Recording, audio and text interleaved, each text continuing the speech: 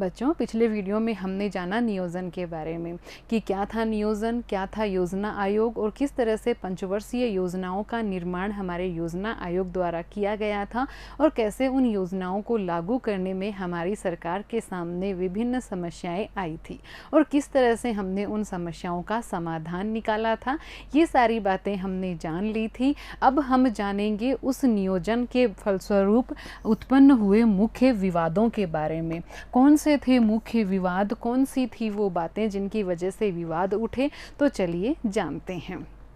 सबसे पहला जो विवाद था वो था कृषि बनाम उद्योग का, कि कृषि व्यवस्था पर अधिक जोर दिया जाना चाहिए नियोजन में या फिर उद्योगों के विकास पर ज़्यादा निवेश किया जाना चाहिए। ये अपने आप में एक बहुत बड़ा विवाद था। जो कृषि क्षेत्र में विकास की हिमायती थे उनके अपने तर्क थे और जो औद्योगिक विकास को बढ़ावा देना चाहते थे उनके अपने तर्क थे। तो देखिए, बड़ा सवाल उस वक्त हमारी अर्थव्यवस्था के सामने कि भारत जैसी पिछड़ी अर्थव्यवस्था में कृषि और उद्योग के बीच किस में ज़्यादा संसाधन लगाए जाने चाहिए। जहां हमारी बहुत सारी ग्रामीण जनसंख्या कृषि पर आधारित थी, जहां हम गरीबी के मकड़ जाल में बहुत गहरे तक फंसे हुए थे, वहां अब क्या करें हमारे योजनाकार, किस क्षेत्र में ज़्यादा निवेश किया जाए, कहाँ ज़्यादा संसाधन लगाए जाएं। तो ये एक बहुत बड़ा सवाल हमारे सामने था। कृषि बनाम उद्योग की बात अगर हम करें तो जो कृषि क्षेत्र में ज़्यादा संसाधन लगाए जाने की हिमायती थे, जो ज़्यादा निवेश कृषि क्षेत्र में करवाना चाहते थे, उनके अपने तर्क थे। और जो औद्योगिकरण को ज़्यादा बढ़ावा देना चाह रहे थे, जो औद्योगिक विकास को ज़्यादा महत्व देते थे, उनके अपने तर्क थे। तो क्या क्या थे उनके तर्क, चलिए जानते हैं। देखिए, द्वितीय पंचवर्षीय योजना में कृषि में विकास की रणनीति का अभाव था। ऐसे विचारक, ऐसे व्यक्ति, ऐसे राजनीतिज्ञ या फिर कहें कि ऐसे अर्थशास्त्री जिनका जो भी कृषि क्षेत्र में विकास के हिमायती थे, उनका ये मानना था कि दूसरी पंचवर्षीय योजना जो कि सरकार लेकर आई थी, और हम सभी जानते हैं कि उस योजना में औद्योगिकरण को ज़्यादा महत्व दिया गया था और तेज रफ्तार से अर्थव्यवस्था के विकास के प्रयास किए गए थे। तो इनका ये कहना है कि दूसरी पंचवर्षीय योजना में कृषि में विकास की रणनीति का अभाव था। इस कारण खेती और ग्रामीण इलाकों को चोट पहुंच रही थी। चौधरी चरण सिंह ने भी ये कहा कि अर्थव्यवस्था के नियोजन में कृषि को केंद्र में रखा जाना चाहिए। इन्होंने ये कहा कि नियोजन से शहरी और औद्योगिक तबके समृद्ध हो रहे हैं, कि जहां हम औद्योगिकरण को बढ़ावा दे रहे हैं और नियोजन की वजह से जो शहरी तबके हैं, जो अमीर तबके हैं, जो व्यापारी वर्ग है, वो समृद्ध हो रहा है और उसकी कीमत ग्रामीण जनता चुका रही है। अब वो तर्क हम देखेंगे जो कि औद्योगिकरण के हिमायती थे, जो ये तर्क दे रहे थे कि क्यों उद्योगों पर ज़्यादा निवेश सरकार को करना चाहिए, नियोजन में सरकार को क्यों उद्योगों को केंद्र में रखना चाहिए। तो देख लेते हैं इनके भी तर्क। इनके तर्क में सबसे पहले हम लेंगे JC कुमारप्पा, जिन्होंने ग्रामीण औद्योगिकरण पर जोर देने वाली एक वैकल्पिक योजना का खाका प्रस्तुत किया था। ये एक गांधीवादी विचारक थे। इसके अलावा कुछ ने ये माना कि औद्योगिक उत्पादन की वृद्धि किए बिना, औद्योगिक उत्पादन में अगर हम वृद्धि नहीं करेंगे तो हम तेजी से विकास नहीं कर पाएंगे और गरीबी के मकड़ जाल से नहीं निकल पाएंगे।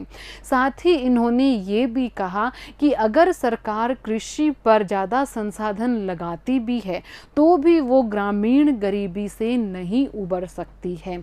तो इनका ये मानना था कि औद्योगिकरण के द्वारा ही, औद्योगिक विकास के द्वारा ही, उद्योगों की स्थापना से ही हम गरीबी से बाहर निकल सकते हैं, हम गरीबी के मकड़ जाल से बाहर निकल सकते हैं। अगर सरकार कृषि संसाधनों पर, अगर सरकार कृषि पर निवेश करती है तो भी हम गरीबी ख़त्म नहीं कर सकते हैं, हम ग्रामीण गरीबी को समाप्त नहीं कर सकते हैं। तो देखा बच्चों आपने, ये थे तर्क दोनों ही तरफ के। जो कृषि क्षेत्र में ज़्यादा करना निवेश निवेश करना चाहते थे, जो कृषि क्षेत्र को केंद्र में रखना चाहते थे, उनका ये मानना था कि उद्योगों के विकास से ग्रामीणों का नुकसान हो रहा है, ग्रामीण उसकी कीमत चुका रहे हैं। तो उस वक्त ऐसे बहुत सारे व्यक्ति थे हमारे देश में जो ये चाहते थे कि सरकार कृषि के विकास के लिए प्रयास करे। वहीं जो औद्योगिक विकास के हिमायती थे वो तेजी से विकास को चाह रहे थे, वो तेजी से अर्थव्यवस्था में उत्तरोत्तर प्रगति चाह रहे थे। तो उनका ये मानना था कि औद्योगिक विकास के बिना, उद्योगों का विकास किए बिना हम गरीबी के मकड़ जाल से नहीं निकल पाएंगे और ना ही हम ग्रामीणों की जो गरीबी है, ग्रामीण है, उनको भी हम गरीबी से नहीं उबार पाएंगे। अब हम अगले विवाद के बारे में बात करते हैं, जो विवाद है निजी क्षेत्र बनाम सार्वजनिक क्षेत्र का। निजी क्षेत्र और सार्वजनिक क्षेत्र, इसके बारे में हमने पिछले वीडियो में थोड़ी बहुत बात की थी। निजी क्षेत्र है वो ये चाहता है, जो निजी क्षेत्र के हिमायती हैं वो ये चाहते हैं कि सरकार है वो खुली अर्थव्यवस्था को अपनाए, वो ज़्यादा से ज़्यादा चीज़ों को, ज़्यादा से ज़्यादा क्षेत्रों को सरकारी नियंत्रण से मुक्त रखे। वहीं सार्वजनिक क्षेत्र के हिमायती हैं, उनका ये मानना है कि सरकार को विकास के कार्य अपने नियंत्रण में करने चाहिए, सरकारी नियंत्रण में ही कार्य होने चाहिए, सरकारी नियंत्रण में ही नियोजन होना चाहिए और सरकारी नियंत्रण में ही विभिन्न क्षेत्रों का विकास होना चाहिए। तो देखते हैं इनका विवाद। हमने पहले बात की थी पिछले वीडियो में कि विकास के दो जाने माने मॉडल हमारे सामने थे। पहला मॉडल था वो पूंजीवादी मॉडल और दूसरा मॉडल था वो समाजवादी मॉडल। पूंजीवादी मॉडल के बारे में वहाँ हमने बात की थी कि ये मॉडल यूरोप के कुछ देशों ने और अमेरिका ने अपनाया था। ये मॉडल है वो विकास का काम पूर्णतया निजी क्षेत्र के भरोसे रखना चाहता है, जबकि जो समाजवादी मॉडल है ये निजी संपत्ति को समाप्त कर देता है और हर तरह के उत्पादन पर राज्य के नियंत्रण का हिमायती है। भारत ने ना तो पूंजीवादी मॉडल को अपनाया और ना ही समाजवादी मॉडल को अपनाया। तो भारत ने क्या किया, भारत ने इन दोनों ही मॉडल की अच्छी अच्छी विशेषताओं को एक साथ मिलाते हुए मिश्रित अर्थव्यवस्था को अपना लिया। हमने कुछ क्षेत्र को निजी क्षेत्र में भी रखा, हमने कुछ अधिकार, कुछ नियंत्रण निजी क्षेत्र को भी दिए और हमने कुछ क्षेत्रों को सरकारी नियंत्रण में भी रख लिया। अब दोनों ही तरफ से विवाद उठे। जो निजी क्षेत्र को नियंत्रण मुक्त रखने की हिमायती थे, उन्होंने विभिन्न बातों पर विभिन्न तर्कों के द्वारा सरकार की आलोचना की। वहीं जो अधिकतम क्षेत्रों को सरकारी नियंत्रण में रखना चाहते थे, उनके अपने तर्क थे। तो चलिए देखते हैं अपन कि क्या प्रयास किए हमने। खेती, किसानी, व्यापार और उद्योगों का एक बड़ा भाग हमने निजी क्षेत्र के हाथों में रखा। मतलब कि खेती है, किसानी है, व्यापार है, उद्योग है, उसका बहुत बड़ा भाग हमने निजी क्षेत्र में रख दिया और भारी उद्योग जो थे उनको राज्य ने अपने पास रखा, अर्थात वो राजकीय नियंत्रण में रखे गए। राज्य ने व्यापार नियमन किया और कृषि क्षेत्र में कुछ बड़े हस्तक्षेप किए। राज्य ने व्यापार के लिए भी नियम बनाए और कृषि क्षेत्र में भी राज्य ने कुछ बड़े हस्तक्षेप किए। आलोचनाएं क्या हुई? आलोचनाओं में सबसे बड़ी आलोचना ये हुई कि निजी क्षेत्र ने, योजनाकारों ने निजी क्षेत्र को पर्याप्त जगह नहीं दी। ये उन लोगों ने आलोचनाएं की जो कि निजी क्षेत्र के हिमायती थे, जो कि निजी क्षेत्र को ज़्यादा स्वतंत्रता दिए जाने का पक्ष पोषण कर रहे थे। तो उन योजनाकारों ने ये माना कि निजी क्षेत्र को पर्याप्त जगह नहीं दी। सार्वजनिक क्षेत्र ने ताकतवर निहित स्वार्थों को खड़ा किया, यानी कि सार्वजनिक क्षेत्र ने को हमने ज़्यादा जगह दी, ज़्यादा उनको क्षेत्र दिए गए, तो इसकी वजह से ताकतवर स्वार्थ खड़े हो गए और उन न्यस्त हितों ने निवेश के लिए लाइसेंस और परमिट प्रणाली जारी करके निजी क्षेत्र के राह में और भी रोड़े अटका दिए।